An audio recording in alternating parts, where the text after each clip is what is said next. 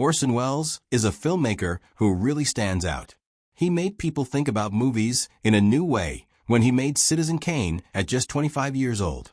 But even though Orson Welles seemed sure of himself and people thought he was a legend, he always kept learning about film. He paid attention to what other great filmmakers did before him.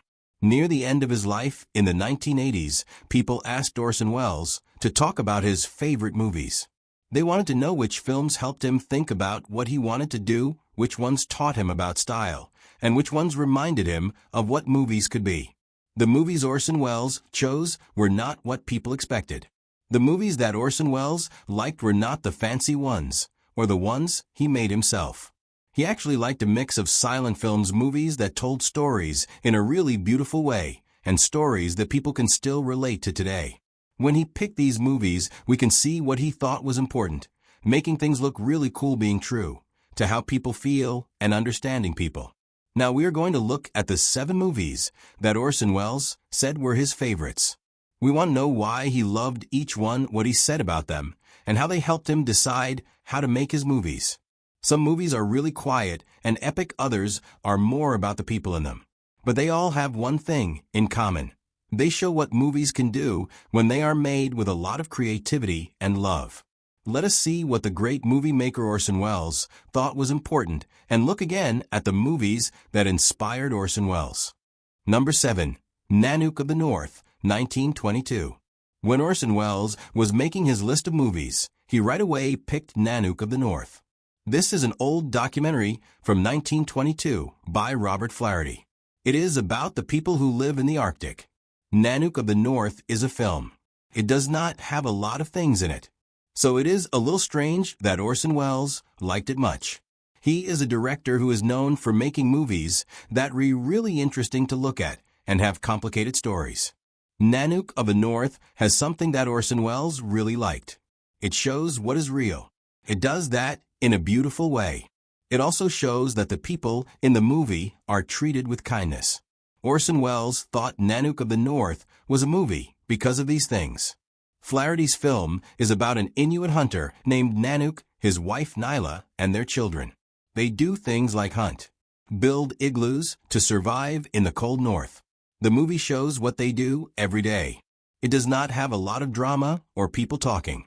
It just shows Nanook and his family living their lives.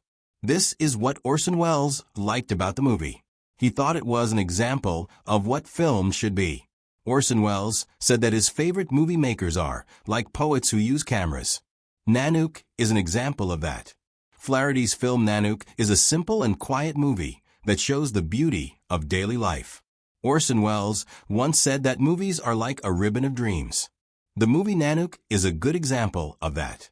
It is real and also a dreamlike at the same time. It is simple. It also makes you think deeply about things. The movie Nanook reminds us that what makes movies really powerful is that they can help us understand and care about people. Movies like Nanook show us that the power of cinema is in making us feel empathy for others. Number 6. Greed, 1924. A few movies have been as sad talked about as Erich von Stroheim's Greed. When Welles said it was one of his films, he was showing that he liked a filmmaker who had a hard time and succeeded even when there were problems between what he wanted to do and what the studio wanted. Welles had his great movie, The Magnificent Ambersons, which was changed a lot by RKO without him saying it was okay. Welles saw Greed as a movie that was similar to his struggles to make the kind of films he wanted to make, like Greed and The Magnificent Ambersons. The movie is about a dentist who lives in San Francisco. This dentist's life gets really messed up after his wife wins the lottery. At first, it is a story about people who love each other. Then it becomes about people being obsessed with things, betraying each other, and being violent. All of this happens because of money. The movie Greed was really long. At first, it was 9 hours. The people in charge at MGM made it much shorter, so now it is only about 2 hours. This means that a lot of the movie is gone forever. This makes Greed a strange movie. It is like a ghost story. The movie Greed is based on Frank Norris McTeague. This movie is really something. Even though it is not the version, it still shows how bad people can be in a very strong way. It is one of the powerful movies about people being corrupt that has ever been made. The way it shows human corruption is very striking. This is very true when you think about greed. What happened to greed made it more famous.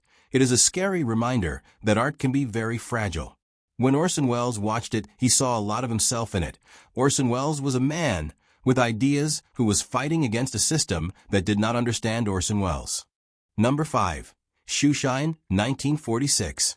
When Orson Welles talked about neorealists, he sounded really different. The big talk and showy style of his movies were replaced with a more humble tone. Orson Welles liked Vittorio De Sica the most. He especially liked the movie Shoeshine. He thought it was a film that did something that Orson Welles felt he could never do. In one interview, Orson Welles said, "When I use a camera, I think I am very good at it. What Vittorio De Sica can do, Orson Welles cannot do." I watched Shoeshine again recently. I did not even notice the camera. The movie screen was not even noticeable. It just felt like life. Shoeshine is a movie about two boys who live in Rome after the war. These boys really want to have a horse that they can call their own. They try to get money from soldiers. They get into some things and start doing small crimes. Eventually, they end up in a place for kids who get into trouble. People try to manipulate them until they are not friends anymore. The boys in Shoeshine have a time and their friendship falls apart. This film showed that you do not need a lot of effects to make a movie true to life. If you put the camera in the spot at the right time, it can make people feel things deeply. Shoeshine is an example of this. By liking Shoeshine, Orson Welles was saying something that many great directors do not say. Another filmmaker can show you what you are not good at. The movie Shoeshine influenced Orson Welles' work in ways. Number 4. La Famille Du Bois, 1938. Orson Welles liked a lot of filmmakers, and one of them is Marcel Pagnol. Marcel Pagnol is a guy who wrote plays and then became a director. He made movies that were funny and nice to watch. These movies are about people who live in towns. When Orson Welles said that La Famille Du Bois, which is also called The Baker's Wife, is one of his movies, it shows that he likes stories that are simple and real. Orson Welles likes stories about people being kind to each other and making each other laugh and sometimes hurting each other's feelings. The story is really simple. It gets to you. It is about a village in southern France where not much happens. A new baker named Amable shows up. People love him because he makes delicious bread and he is always happy. Then his wife, who is a lot younger than him, leaves him for a good-looking shepherd. Amable is very sad. He stops making bread. This is a problem because the people in the village need bread to eat. So the villagers come up with a plan to get his wife back. They work together to try and make Amable happy again because they know they need him to make bread for them. The villagers want Amable the baker to be happy, so he will start baking. Number 3. Intolerance, 1916. When Orson Welles talked about the history of movies, you could really feel how much he loved D.W. Griffith's film Intolerance. To Orson Welles, Intolerance was not a movie, it was like a big church made out of moving pictures. Orson Welles said that almost all the things you can do in movies are an intolerance, and that D.W. Griffith had an impact on every other movie maker, including Orson Welles himself. D.W. Griffith made Intolerance in 1916. It was his big answer to people who did not like his earlier movie, The Birth of a Nation. Griffith was determined to show that movies can deal with issues. He made a film with 4 parts that looks at how people can be hurt by what others think of them.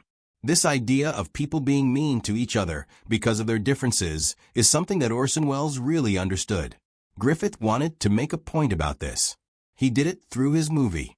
The movie is about people, how they treat each other badly because of their prejudices. This is something that Griffith and Welles both thought was very important to talk about. Number 2. City Lights, 1931. Citizen Kane is often called the film ever made. Orson Welles did not think so. He thought Charlie Chaplin's City Lights was the film. City Lights is Welles' film. He really loved City Lights because it showed him that movies can make people feel things without using words. This is really interesting because Welles was very good at writing dialogue for films and radio. City Lights is a film that came out in 1931. It is a comedy with a lot of humor and sadness. The film is about Charlie Chaplin's character who falls in love with a girl who sells flowers. She thinks he is a man. City Lights is a film because it can make people laugh and cry at the same time. Orson Welles was really amazed by Charlie Chaplin's ability to change the mood of a movie fast, making people laugh, and then cry in just one scene. The last scene of the movie, where the girl finally figures out the truth about Charlie Chaplin's character, really got to Orson Welles. Orson Welles said that City Lights is one of the movies that makes him completely forget that he is watching a film, and he does not even notice the camera. One of Charlie Chaplin's movies, City Lights, is an example of how he could make art that people all over the world could understand. Orson Welles also liked that Charlie Chaplin did not let Hollywood bosses tell him what to do.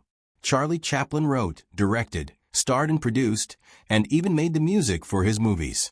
This is something that Orson Welles wished he could do too, because he wanted to be in control of his work.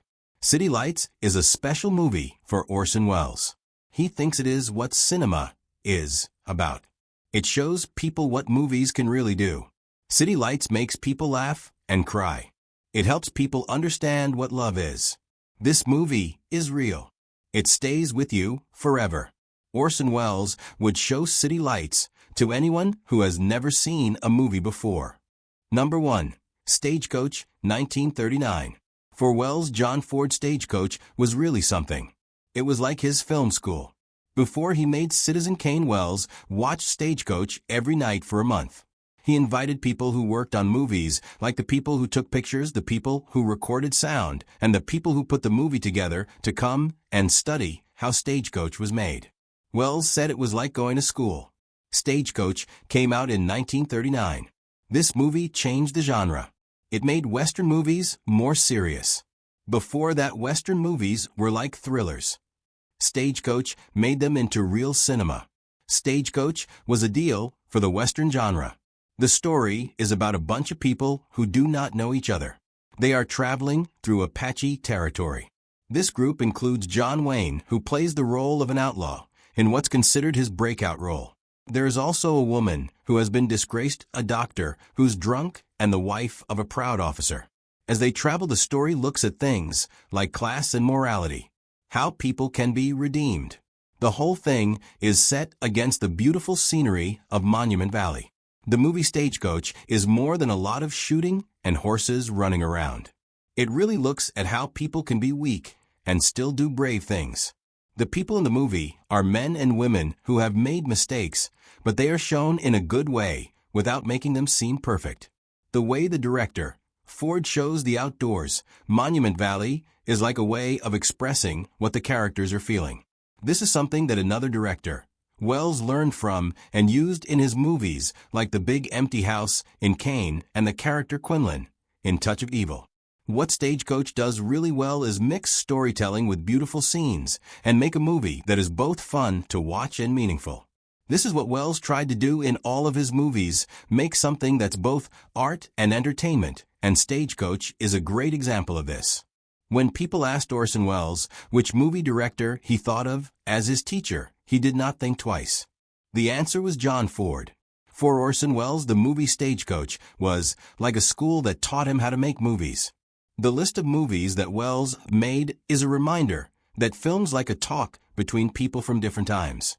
Each film artist learns from the people who made movies before them. Then they add their own thoughts to the conversation. Cinema is a conversation across generations. Every film artist is a part of it, like Welles and the other movie makers he liked, such as Griffith and Flaherty and von Stroheim. Welles borrowed from Ford, Chaplin, and De Sica, and in turn, directors from Scorsese to Spielberg have borrowed from him. As we reflect on Welles's 7 favorites, we are prompted to ask ourselves, which films shaped us? Which stories made us fall in love with the screen? Every filmmaker and movie lover begins the same way, by watching, feeling, and learning from the greats.